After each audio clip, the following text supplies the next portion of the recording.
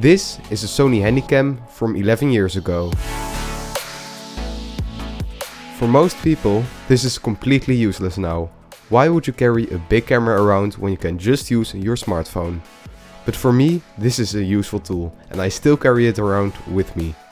When you open the screen, the camera will automatically turn on and it opens the lens protection. No need to deal with carrying and losing a lens cap.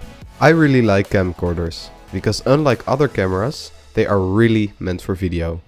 And you can really notice that in the design. They sit comfortably in your hand and allow access to all physical controls. So you can quickly adjust the zoom, switch modes and use the record button at your thumb. The screen can move up, down, or you can turn it all the way around to film yourself. When you adjust the screen, it will stay in that position. And if you forget your SD card, there's also a built-in storage option. Why aren't there modern cameras with this feature? It costs almost nothing to implement it and it makes a big difference. Camcorders also have a built-in Powerzoom lens. This means the zoom is motorized. You can get smooth and slow zooms, which is much harder to achieve by using a manual zoom lens. Normally, Powerzoom lenses can cost a lot of money, but camcorders have this feature built right into it. Also, you don't hear the noise in the recordings when you zoom in and out. This one has 12 times optical zoom, so I can get really close to a subject, which my smartphone can't do. It also has a close focus distance, which means I can get some nice macro shots of objects. Because this camera is from 2013, it doesn't shoot 4K, and it still uses the old AVCHD codec. It might not give the sharpest and most detailed image, and the dynamic range is not the best, but the image quality is still decent, and it's good enough for being able to capture the moment and being able to relive it once I'm back home. And it doesn't have that smartphone look to it, and if you change some settings, then you can make your videos feel like they were shot 15 years ago.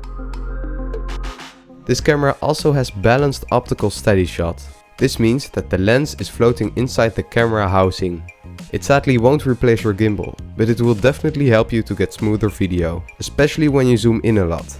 You can see that the camera counteracts my movement to prevent a shaky image. Did you also notice this? It has a built-in projector. You can use it to view your images on a larger screen. And on the top there is an adjustment for the focus of the projector. The resolution is really low, but it's still a very interesting feature to have in a camera. And as you can see, it also has an HDMI projector in port. So that means you can also use the projector with other devices. There is also a manual dial on the camera. You can hold the button, and then you can select which setting you want to adjust. Then you can turn the dial to adjust the setting, for example focus or shutter speed. And I prefer physical controls, which smartphones don't have. Also, smartphones have notifications that will distract you, whereas a camera doesn't have that. This camera also has a built-in light, so that really helps when it's dark. Just press the button and it will turn on.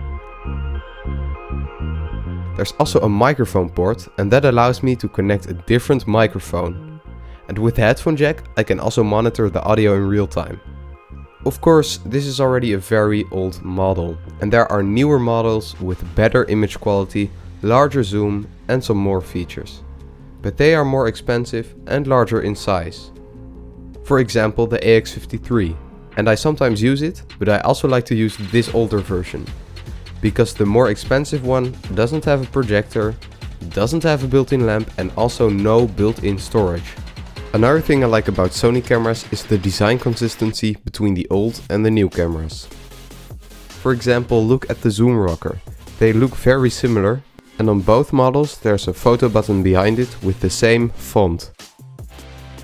The record button is also at the same place, and for the photo, video and menu button they use the same icon. And the font for the optical zoom text also hasn't changed.